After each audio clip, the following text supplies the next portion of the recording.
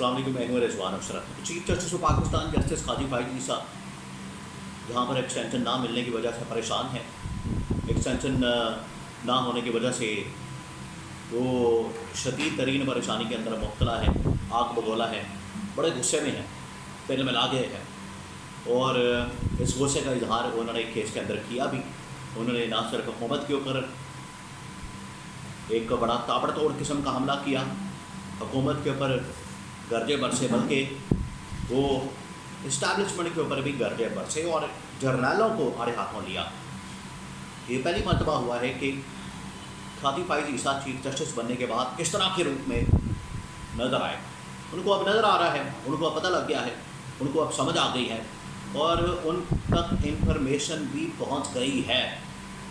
Information पहुंच गई है कि एक्सटेंशन कोई नहीं मिल रही। ना हुकूमत इसमें दिलचस्पी रखती है और ना ही इस्टेब्लिशमेंट इसमें दिलचस्पी रखती है। इसके पीछे कुछ वजूहात हैं, वो वजूहात मैं आगे जाके आपके साथ शेयर करता हूँ। दूसरी जानब जो आने वाले चीफ जस्टिस हैं जस्टिस मंसूर अली शाह, उन्होंने एक तकरीब से खिताब करते हुए दो टक अंदाज में इस हुकूमत को पैगाम दे दिया है कि जो सुप्रीम कोर्ट का फ़ैसला है उसके ऊपर तो हर सूरत में अमल दरामद होगा, अमल दरामद तो होगा। इससे कोई नहीं पीछे हट सकता, इससे कोई नहीं टाल सकता। और अगर कोई ये सोचता है कि अमल दरामद नहीं होगा, वो रुकावटें पैदा कर देगा, हीले बहाने करके, हरबे हथकंडे इस्तेमाल करके, इलेक्शन कमीशन को अपने साथ में ला के, रिव्यू पटिशन डाल के, इलेक्शन एक्ट के अंदर तरमीम करके, अगर कोई ये समझता है कि सुप्रीम कोर्ट के फ़ैसले पर जो इमरान खान और PTI के हक़ में आया था मखसूस नशिस्तों का, उसके ऊपर अमल दरामद रुकवा सकता है, तो ये उसकी खामख्याली है। और जस्टिस मंसूर अली शाह ने दो टक अंदाज में इस बारे में मैसेज कन्वे कर दिया है, जिसकी वजह से इस्टेब्लिशमेंट के अंदर भी परेशानी है। हुकूमत तो पहले ही परेशान है इस फैसले के बाद से। तो इस बारे में मेरे पास दो अहम तरीन खबरें मौजूद हैं। एक तो काजी फाइज ईसा कि उनके मतलब क्या फ़ैसला किया गया है और आगे से उनका रद्द-ए-अमल। दूसरा जस्टिस मंसूर अली शाह का खिताब, उसके अंदर हुकूमत को पैगाम, इस्टेब्लिशमेंट को पैगाम, इदारों को पैगाम, और इसके ऊपर अब हुकूमत और इस्टेब्लिशमेंट की जानिब से क्या रद्द-ए-अमल सामने आया है। बड़ी अहम तरीन इंफॉर्मेशन और ख़बरें मेरे पास मौजूद हैं। सबसे पहले मैं आपको बता दूं कि चीफ जस्टिस काजी फाइज ईसा की जानिब से जो अचानक से उनके अंदर एक इनकलाबी जज जाग उठा है, उनका ज़मीर जाग उठा है और उन्होंने सिविल हुक्मरानी, आइन और कानून की हुक्मरानी और बालादस्ती की बात करना शुरू कर दी है। ये अचानक से कैसे हो गया? हुआ ये है, अब मैं आपको खबर बता रहा हूँ। हुआ ये है कि काजी फाइज ईसा को ये इन्फॉर्मेशन मिल गई है, उन तक ये बात पहुँच गई है। और मैं आपको एक और इन्फॉर्मेशन दे दूँ कि चीफ जस्टिस काजी फाइज ईसा के साथ एक बड़ी खुफिया मुलाकात हुई, बड़ी अहम तरीन मुलाकात हुई सुप्रीम कोर्ट के अंदर, जहाँ पर कुछ इस्लामी स्कॉलर्स ने काजी फाइज ईसा के साथ मुलाकात की। आपको बताया कि अभी चंद दिन पहले एक मुबारक सानी केस आया था, फैसला आया था कादियानियों से मुतल्लिक। इसमें कादियानियों को अपनी मर्ज़ी के मुताबिक किसी भी बंद कमरे के अंदर जो कुछ मर्ज़ी करने की इजाज़त दे दी गई। यानी वो कुरान के अंदर भी तहरीफ कर सकते हैं, वो ख़त्म नबूवत के ऊपर भी हमला कर सकते हैं और वो हुर्मत नबूवत के ऊपर भी हमला कर सकते हैं।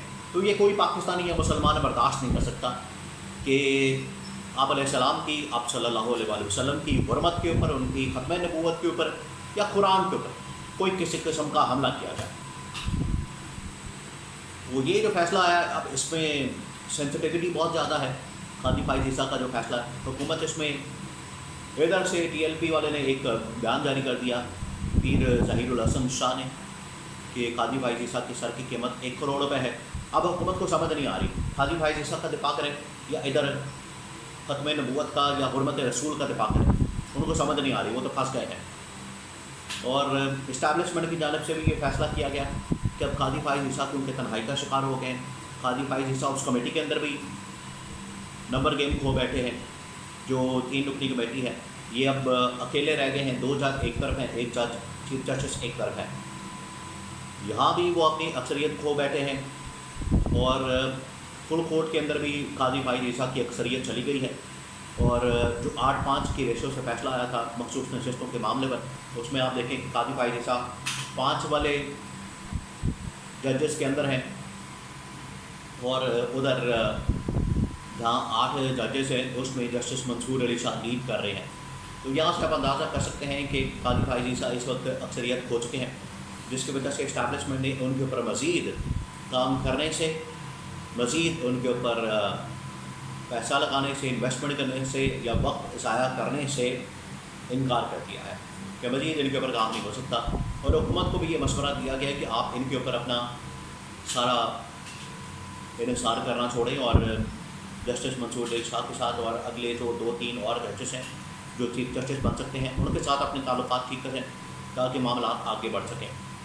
تو چیف جسٹس کو جیسے یہ سمجھ آئی، پتہ چلا، اس کے بعد پھر chief justice of Pakistan justice قاضی فائز عیسیٰ برہم ہو گئے بیوروکریٹس کے اوپر، حکومت کے اوپر اور اسٹیبلشمنٹ کے اوپر، کیونکہ اب ان کو پتہ چل گیا ہے. تو اگر یہ اسٹیبلشمنٹ کے ساتھ پنگا لیں گے تو پھر اس کے بعد یہ بھی آسانی سے یا چین سے یا سکون سے یا اطمینان سے رہ نہیں سکیں گے. اس کی وجہ یہ ہے کہ ان کے بھی پھر فلیٹس اور ان کی بھی جائیدادیں، ان کی بھی پراپرٹیاں اور ریفرنس وغیرہ سب کچھ جو ہے. آپ کو پتہ ہے کہ عمران خان کے دور میں ان کے خلاف ایک ریفرنس آیا تھا، تو یہ پھر ان چیزوں سے بچ نہیں سکیں گے. یہ پہلی بات، یہ پہلی خبر.